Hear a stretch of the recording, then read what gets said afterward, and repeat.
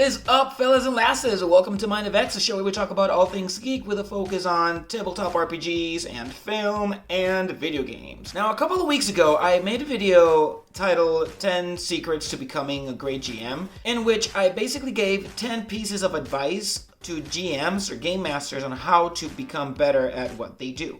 Now, in that video, I said that I was going to make a video about how can players become better players, and this is it. This is the video in which I give 10 pieces of advice to players on how to do tabletop RPGs better. The first piece of advice that I want to give, and it's related to character creation, which is why I moved it to the first spot. When you're creating a character, have these things in mind. First and foremost, you're not creating a character to be a solo character. You're going to have other party members or allies in the game. Make sure that you're not only choosing skills and spells or talents or whatever that boost your character and its performance. Make sure you also have spells and skills, etc., that supports other players. You're not going to be playing in a solo setting. So make sure when you're creating the character, you choose your skills and talents that support other players as well, not just yourself. Also, make sure that you have a clear motivation or drive. If your character doesn't have a clear motivation or drive, what is even the point of the character? Is it to kill all the things? Okay.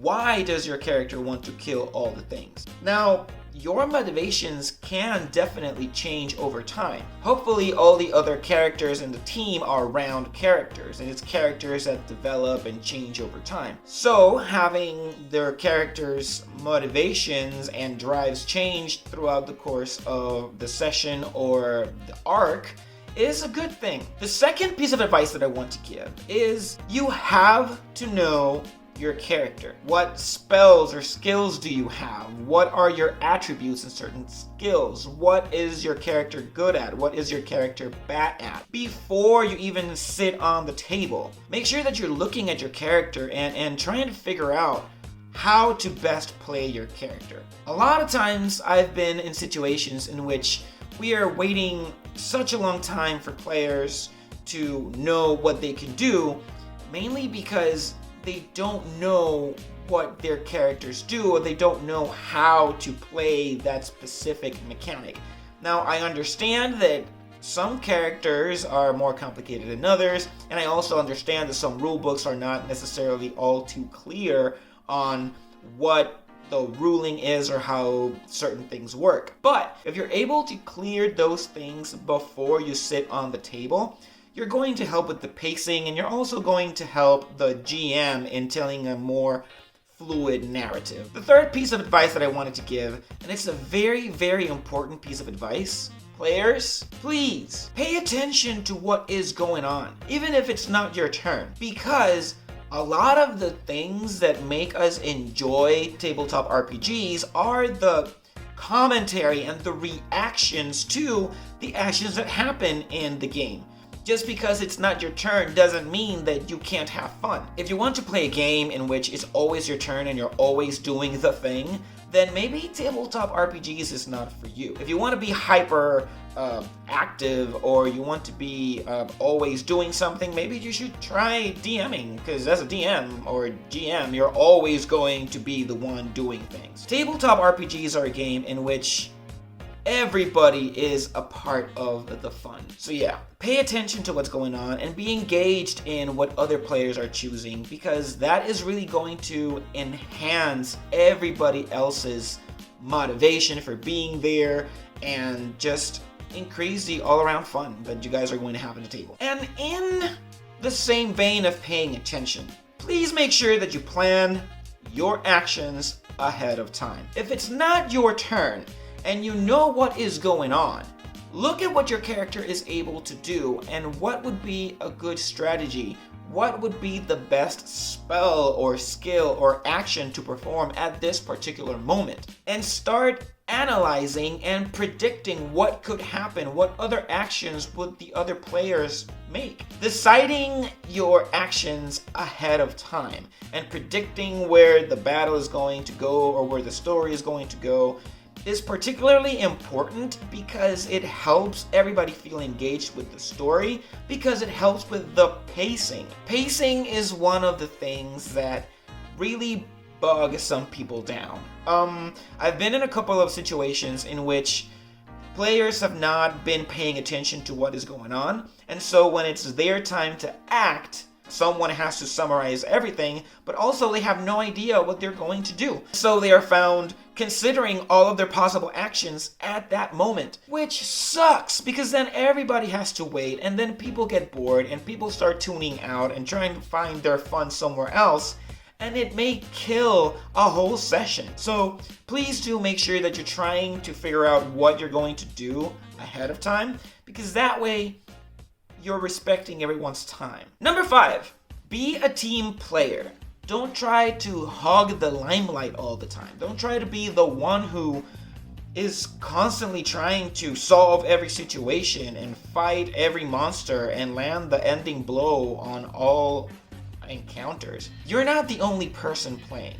And if you are the only one doing everything, then everybody else is not necessarily having a good time. So make sure that you enhance other people, not only with the decisions that you made at character creation, like I said in piece of advice number 1, but also that you're cheering them on. Be their best cheerleader.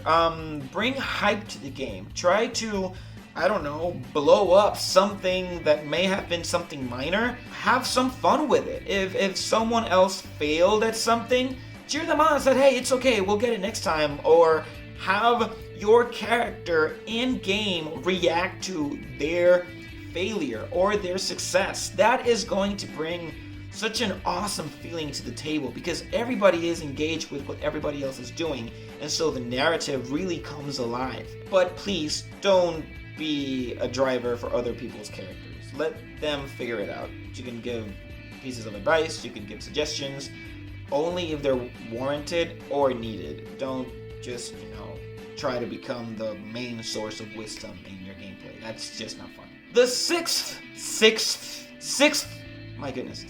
piece of advice that I have for you guys is to please take notes. I mentioned that for the how to be a better game master video.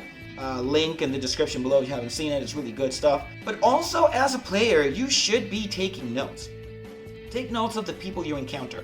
Take notes of important information that you think your characters might need to know. Take notes of anything of interest, rumors that you hear. Taking notes really helps you frame your current situation and as it relates to what you've already done in the story. Oh yeah, and don't think that you're always going to remember your HP or the conditions you have or how many turns other enemies have the conditions that you inflicted on them.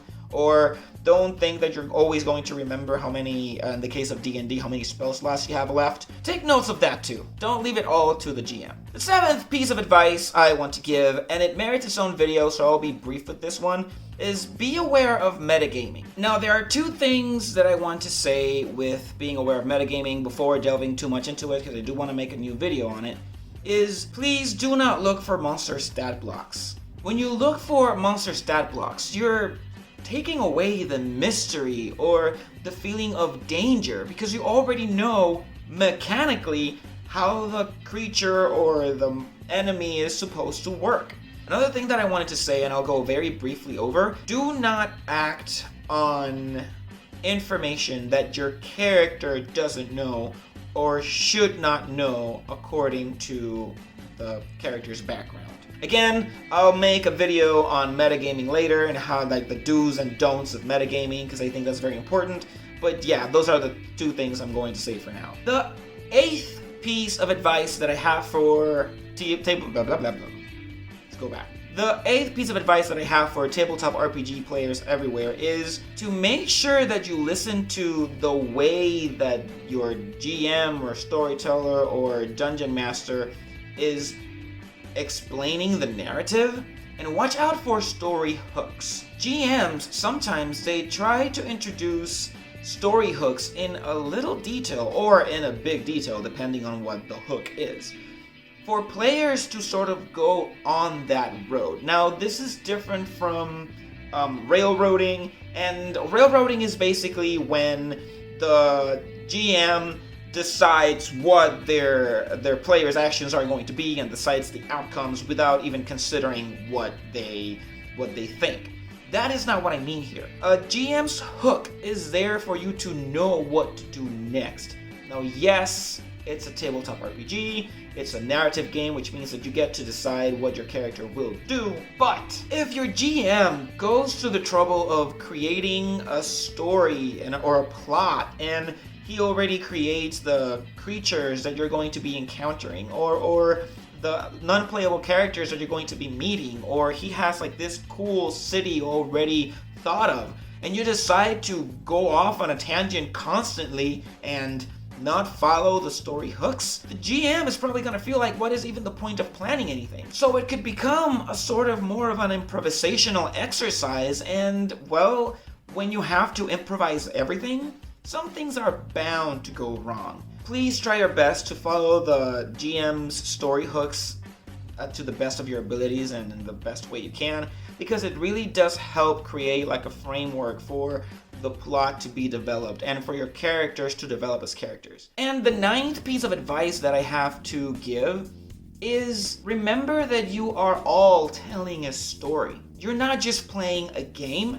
There's a narrative informing your decisions, informing the fights that you get engaged in, informing every interaction that you have in this game world. So with that in mind, please try to be as descriptive as you can. And by that, I don't mean like go on a super long tangent describing the drops that fell from your forehead or exactly how many muscles you tense to. No, that's not what I mean. I mean, if you're going to swing an axe at a goblin, don't just say, I attack the goblin. Instead, say, I am going to try a downward slash at the goblin with my axe. That makes a mental picture on every player there, and it helps with the sort of cinematic feel that a game like this could have. The 10th piece of advice, and I think it's the most important one: respect your GM,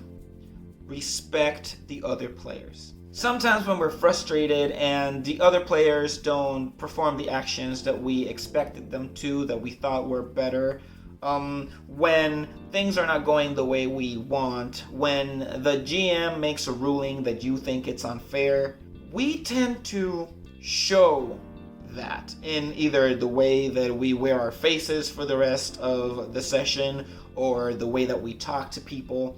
You're all there to have fun, and yes, sometimes some things may happen that may frustrate you, but you have to remember that you're all people, and if you make it your point to make sure that everybody knows that you're frustrated because you failed your roles constantly, then everybody is going to just feel off, and the fun might be completely driven out of that table just because you decided to play the victim and just attack other people with your words or with your scowls or scuffs or eye rolling.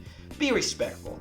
Now, this is an extra piece of advice, and more than just a piece of advice, I guess it's just a statement, and it's a golden rule that every person that plays a tabletop RPG should go by.